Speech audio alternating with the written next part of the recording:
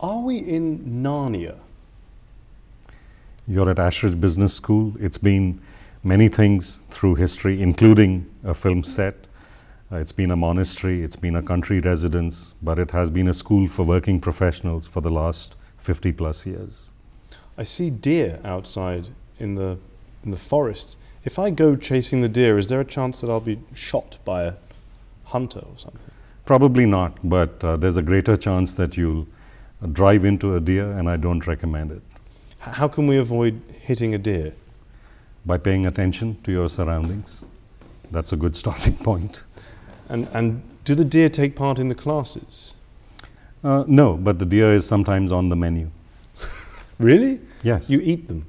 Yes. I personally don't, but venison is served occasionally at Ashridge. Is there any danger of depleting your local resources? No, it's a very carefully managed program.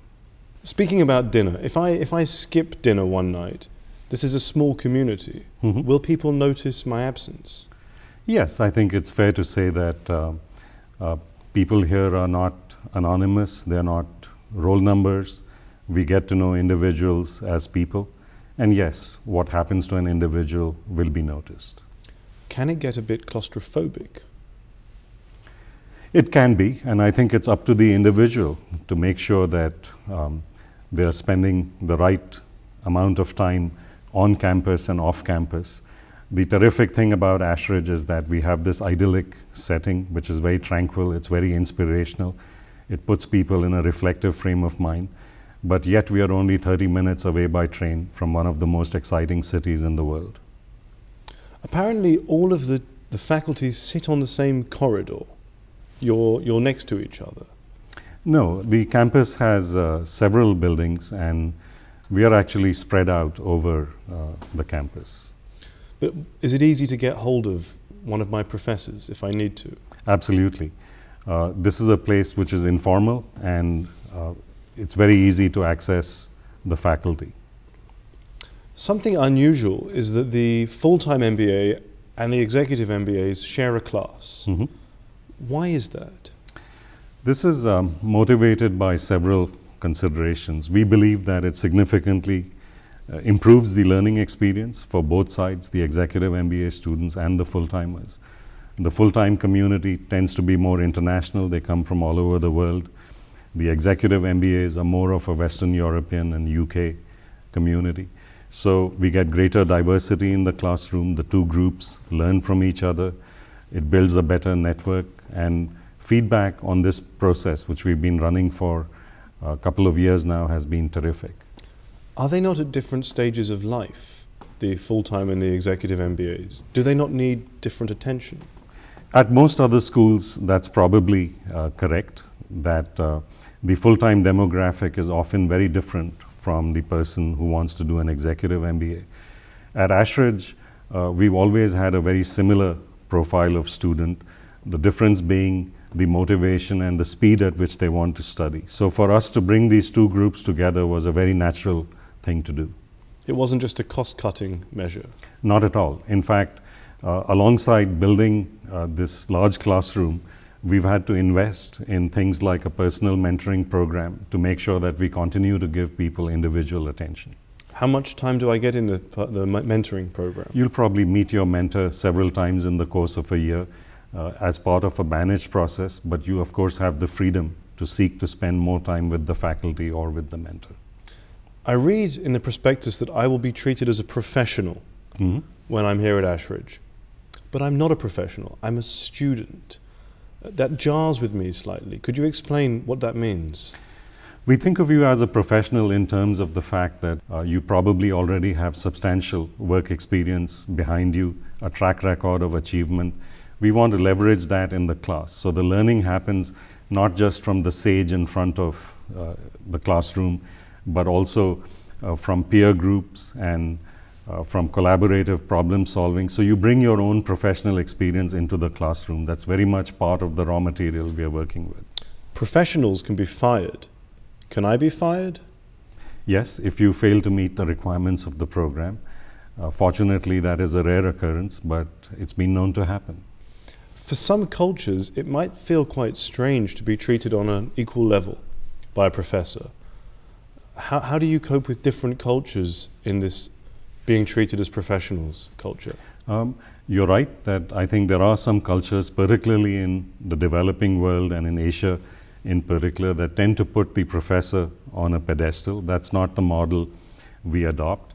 People bring that mindset, and I think very quickly they see that there's a different way of working and studying, and by and large they embrace it very successfully.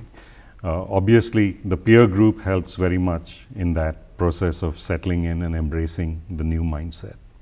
Whether I'm a professional or a client, how do I know I'm getting my money's worth during the course? At a very crude level, you could do a return on investment calculation on a pre-MBA salary and a post-MBA salary. However, I think that's not the full story. We hear narratives from our students about personal transformation in terms of developing new capabilities, heightened levels of self-confidence, developing new goals for themselves. So I think those are very rich narratives of transformation, and I think that's when you are getting value for money. Again, about this professionalism, or being a professional, the world of work is a war zone. If I don't trample on somebody else, she'll trample on me. I assume then that Ashridge is also competitive. Yes, I think it's about getting that right balance of being competitive and working with others with shared objectives and collaborating. So on the program, inevitably, there are experiences where one student is being contrasted with others, but there's a lot of team building and a lot of collaborative problem solving, working on live case studies, for instance. And I certainly don't buy the logic that the business world is all about being competitive and cutthroat. That is a very 1980s Wall Street view that if you need a friend, you get yourself a dog. I'm not sure that every organization works like that. I think there's an alternative model of management. Is it more like at Ashridge, if you want a friend, get a deer? I'm not sure that a snappy one-liner captures this profoundly different model that I'm talking about. And this is about working with people, respecting what they bring to the party, making sure that people give off their best. I think there's a lot of MBA education which is excessively focused on the numbers and the analytical skills, and what Ashridge tries to do is to focus on the human side of organizations and getting things done and the reality of that. That's a messy process. It can't be taught easily, but it can be learned through the experiences that we orchestrate. What is more important, humans or the processes? People get sick, married, change countries, die. Surely building good process is more important than building people. Well, it's the people who build the processes. So if you start by getting the right people, you get the right processes, you get the right culture. I think it all flows from that. I'm a sponge. I like to be at the back of the class, quiet, taking notes. I like to sort of absorb everything. Can I come and sit at the back of an Ashridge class? Do you accept that sort of personality type? There will be some people who have a natural inclination to be slightly introverted, but our role is to engage them because we think that you would have something to offer. And also, I think if we get you to articulate your point of view, that's a very important part of the development process. And we try to create conditions in which people can experiment, can try new things. So it's a safe environment, and we'd like to get you out of your shell. And that's what the learning is about.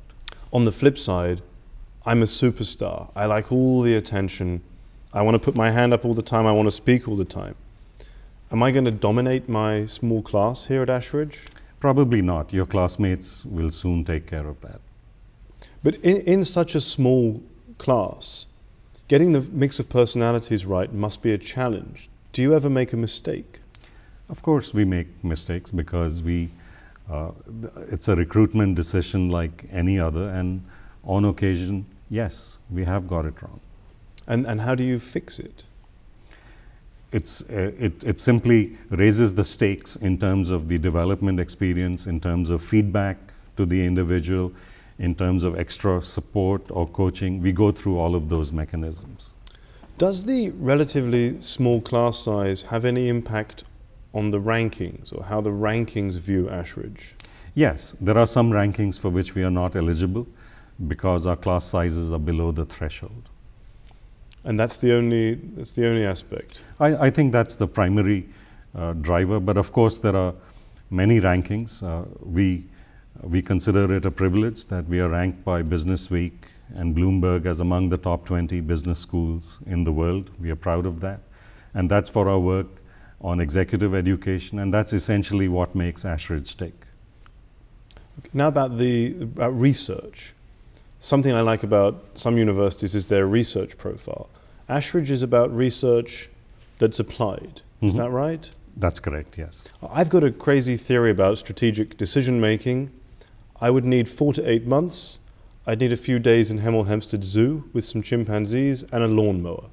Could I do that as part of my research in the MBA?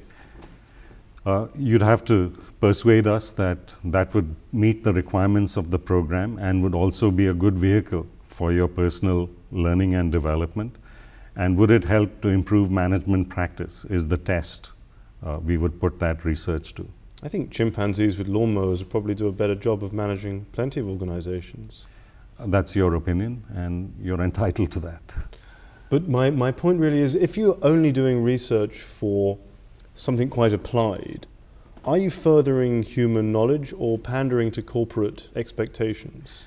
This is not an either or. At Ashridge, we do research that does push back the boundaries of knowledge.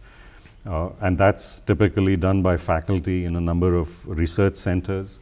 It may not be student research, although research on our doctoral program is pretty pioneering as well. And equally at the same time, we believe that our mission is to make a positive impact on the practice of management. That's what gets us out of bed every morning, and that's what we try to focus on. I want to do something in stochastics, some very, very specific area of finance. Is this a good place to study? Probably not. There are other schools around where you would get a more supportive environment for that kind of research. In terms of building some specialisms in my skill set, what kind of electives do you offer? We offer students about a dozen master classes, and they have to pick from that menu, and they can do as many as they want. And these will typically involve an academic working with a practitioner on an issue that's of contemporary relevance. It could be anything from sustainability to a merger and acquisition. But you don't offer electives in the traditional way? No, we do not. No. And the reason for that is because? We believe that the curriculum as it's designed gives people a broad view of management, and we make additional resources available through our virtual Ashridge, which allows people to pursue any specific lines of inquiry they may have. So are you producing generalists? Very much so, yes. If somebody came here and said, I want to do an MBA because I want to major in corporate finance and work in the City of London, that would be an interesting conversation in the admissions process, because there are better schools for that kind of career goal. I suppose the traditional, what springs to mind is jack of all trades, master of none. But is that fair? I think that's an unfair comment. I think general managers play a significant role, and I put it to you that the nature of management is often misunderstood. Management does not happen inside a finance bucket or a marketing bucket or a human resource bucket. Actually, management happens when these things collide with each other, when there are conflicts and differing perspectives, and that is classically the role of the general manager, and those are the people we are trying to develop. You also do a course on sustainability. That's correct. Does that mean working in the garden behind me? No, it actually, that could be something you'd be able to pursue if that's what excites you. But for us, sustainability is a serious boardroom issue, and it's all about making sure that companies create value in multiple dimensions for their customers in the first instance, for their shareholders, but also do so in a manner that's sustainable and pays attention to the needs of other stakeholders. So does sustainable just mean long term? That's definitely one view of it. It also means paying attention to multiple stakeholders. There's a center here, the Center for Business and Sustainability. Yes. But this is a business school. Why don't you just call it the Center for Sustainability? Because we are looking at issues very much through the lens of business. We are not looking at sustainability through the eyes of an NGO, for instance. We are very interested in getting sustainability onto business agendas, and that's what that center is trying to do. You offer an emerging markets program. Last year, I understand that there was a trip to Istanbul for 1 week. Mm-hmm. Is 1 week enough time for a project like that? 1 week as a unit of time is probably inadequate for many things in life. You could say the same about a week on finance or a week in marketing. But I think to simply isolate the week is probably not appropriate, because these are issues that are part of the fabric of the program. So we might be sitting here and talking about the developing world and emerging markets, and that week is simply, if you like, the icing on the cake. It's an opportunity to see some of those issues played out firsthand.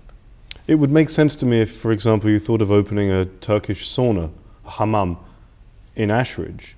But what did you do in that 1 week? That's a great question. In that 1 week, we typically visit local organizations who have an international challenge, perhaps a product launch across borders. And our students actually work with them during that week as consultants, interviewing them, talking to a cross-section of managers, doing the secondary research and primary research, and feeding back to the board of that company some recommendations and ideas for action. So it's a very potent learning process. There are some impressive statistics on the website about Ashridge's corporate work. 500 different corporations, 6,000 executives a year. Mm-hmm. Why not just focus on serving the corporate community? Why teach? Well, we teach even when we are working with the corporate community. It's the same faculty that works with corporate clients as well as with individuals.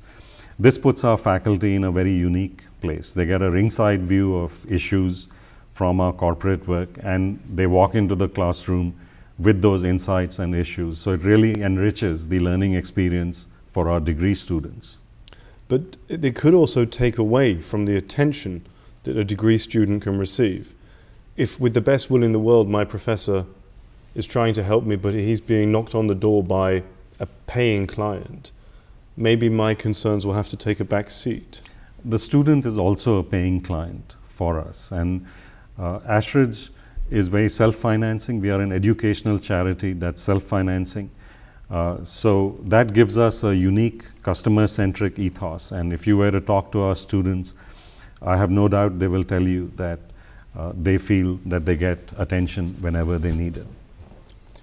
From the point of view of the corporate clients, what of teaching the MBA might get into the corporate teaching experience? Great question again. It's very much a two-way street, because what teaching on programs like the MBA does is give the faculty mastery over a domain, give them some theoretical rigor in their work. So they take that into the corporate classroom and bring the day-to-day insights and issues that are on C-suite agendas into the MBA classroom. So it's actually a very rich exchange in both directions. Do the corporate clients ever meet the MBA students?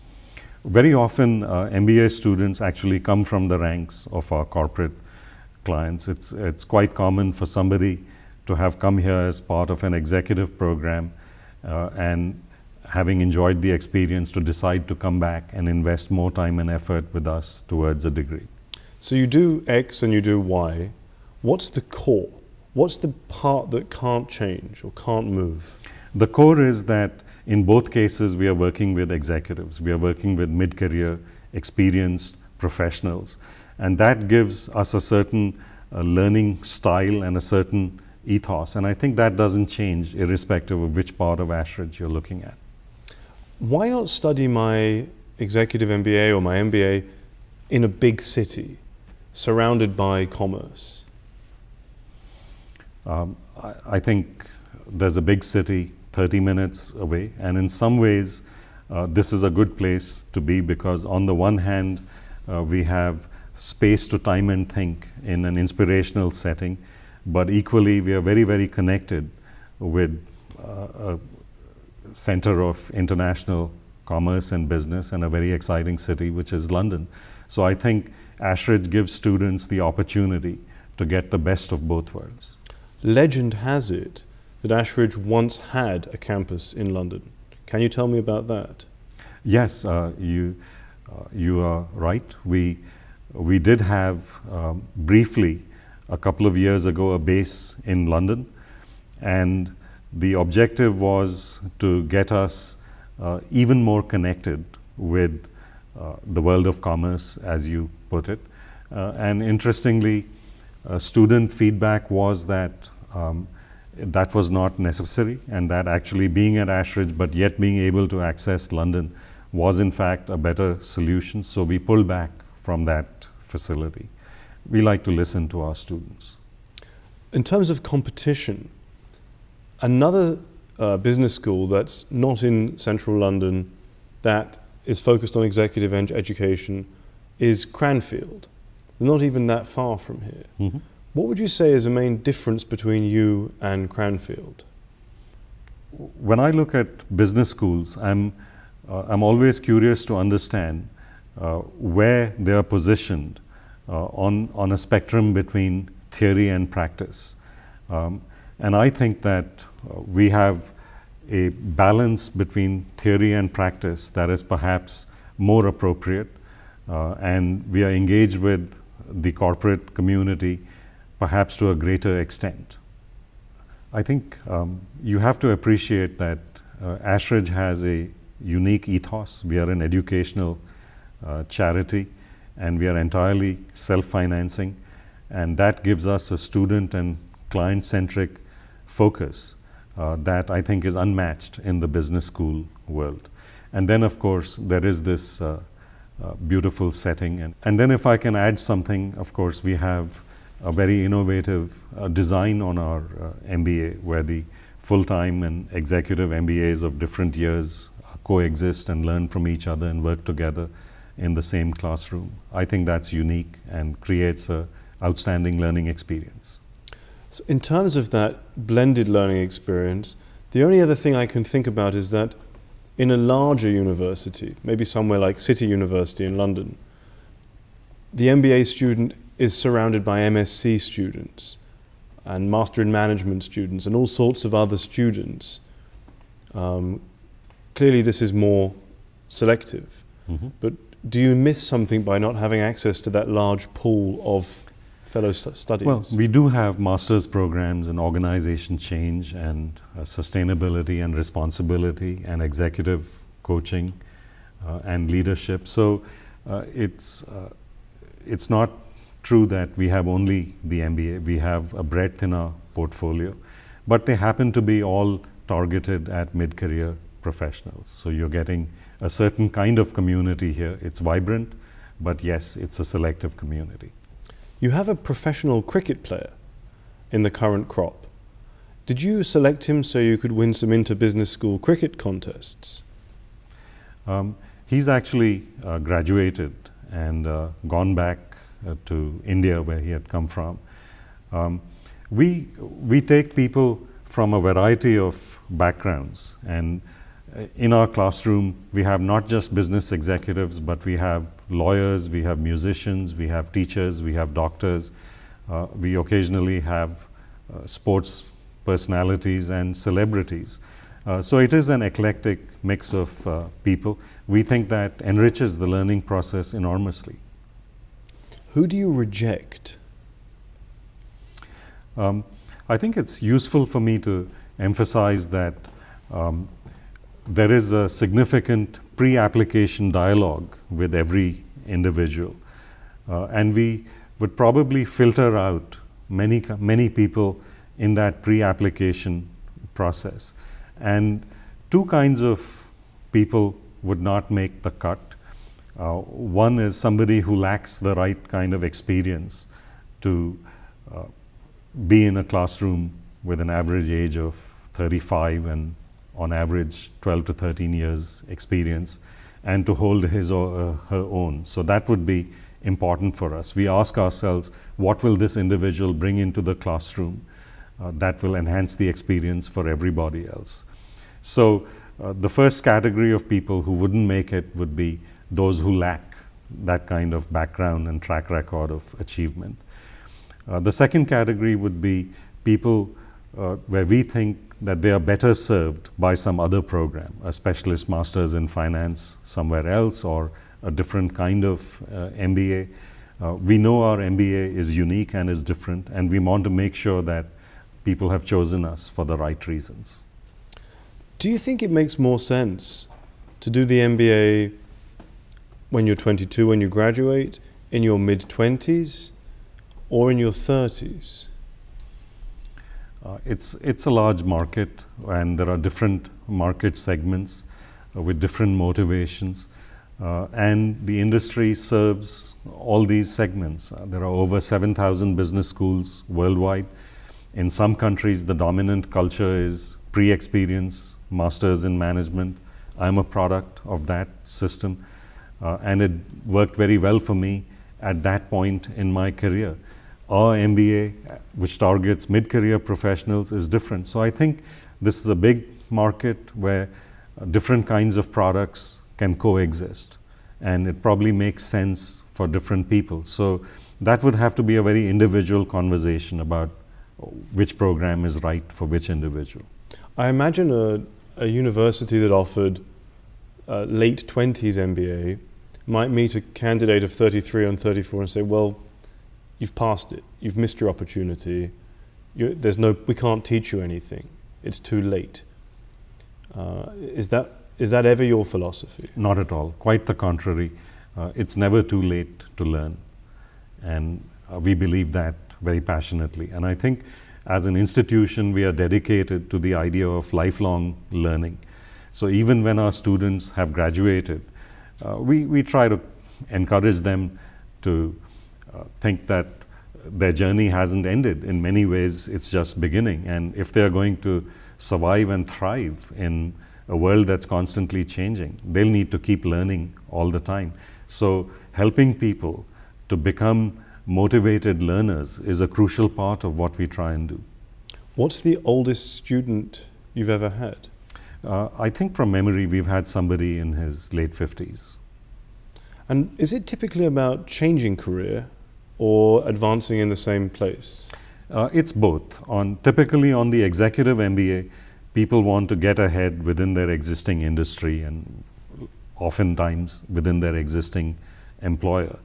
But they are experiencing some career transition. For instance, they've been heading R&D or the legal practice. Now they're being asked to take on a role that requires them to widen their capabilities. So they enroll for an Executive MBA. Other kinds of students are re-engineering their careers. They may have been a chemical engineer and have concluded that it's a sunset business. They want to acquire new skills to do something different, and that person typically would do a full-time MBA. Where do the MBA students live, the full-time MBA students? A mix of on-campus, where we have some residential facilities, and nearby flats or houses that they might share. One thing that strikes me as advantageous is that in Berkhamsted, probably prices of rent are lower than they would be in city centre London. Is that the case? I'm not sure there's too much in it. Berkhamsted is a very popular town because of its proximity to London. It also has good schools, and that does have an impact on real estate values. On balance, it's probably cheaper, but not as much as you might think. A one-year program is extremely intense. Am I going to have to pause my whole life? You will not be able to pause your whole life anyway, because stuff will happen. A master's degree in the UK needs 1,800 hours of learning, some of which happens in the classroom, roughly a third of that, and the rest happens outside class. So yeah, we have students who complete the program successfully. They get married, they have children, they relocate countries. You can never pause your life. What happens in the 2/3 of those 1,800 hours if they're not in the lecture hall?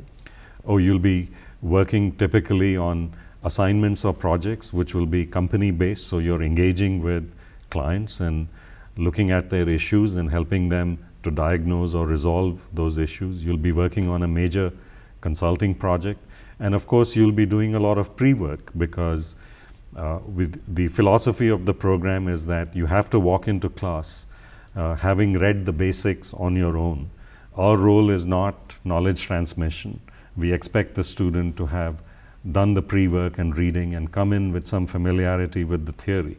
Our role is then to help them critique it. Where does it work? Where does it not work? How could it be improved? Where does it break down?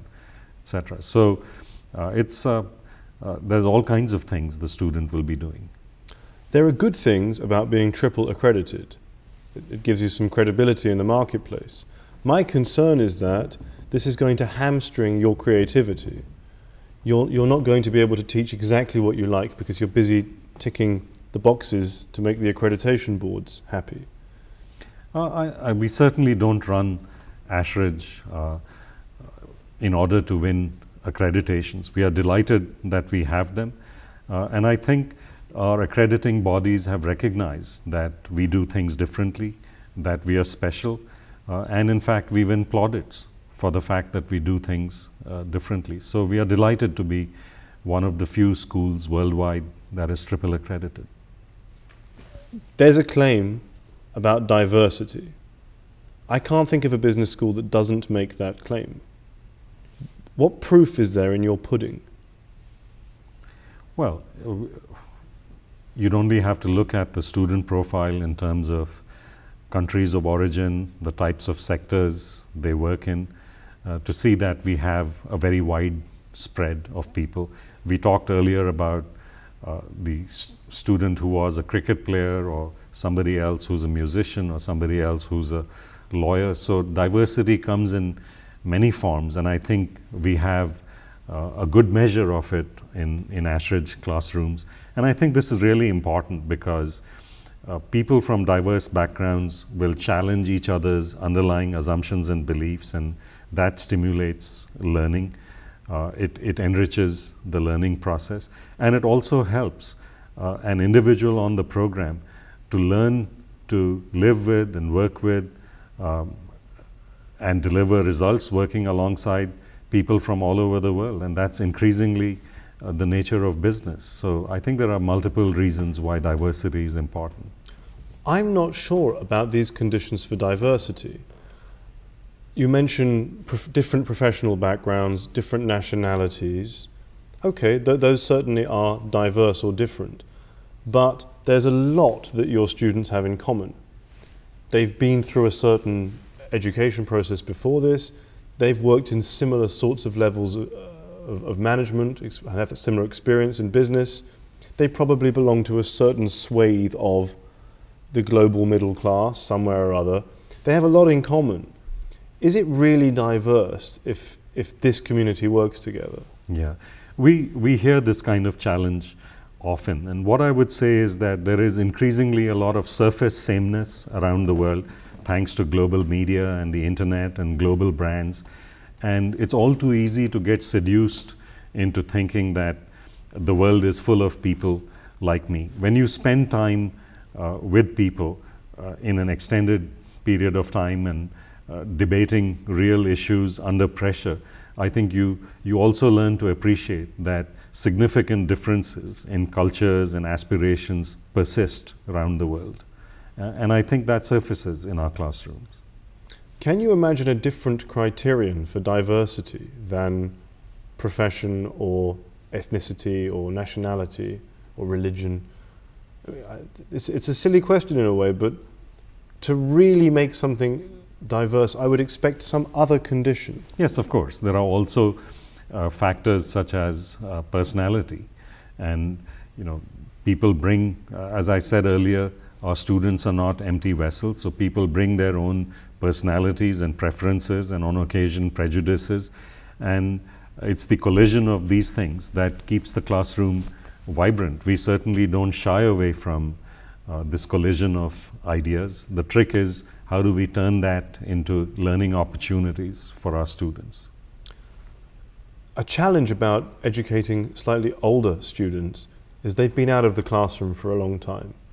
If you come when you're 34, 35 and you've been in the boardroom in the office, that 600 hours of classroom time might be a real, I don't know, obstacle. To sit down and be told what to do or to listen when you've been in the habit of instructing. Well, firstly, they're not told what to do as often as you might think, and they're also not as much in listening mode. There's a dialogue in the classroom. It's with the instructors, it's with the peers, so they're also talking. This is a very active learning process. And the evidence is that we have extremely high achievement rates on the program. So they do manage to succeed and flourish in the environment, and we are delighted about that. What do you mean high achievement rates on the program? Pass rates and levels of distinction, and obviously the work that students do in the UK is subject to scrutiny by external examiners. That's a norm in the UK higher education system. So we get external scrutiny of the quality of our student work, and in a word, it's always considered outstanding. To put a bit of flesh then on this, could you tell me a story of a student who maybe came from an unexpected or unusual background and what they did having done the Ashridge MBA? There are a number of cases. One that's top of my mind is a student who was in a very senior management position in a global hotel group.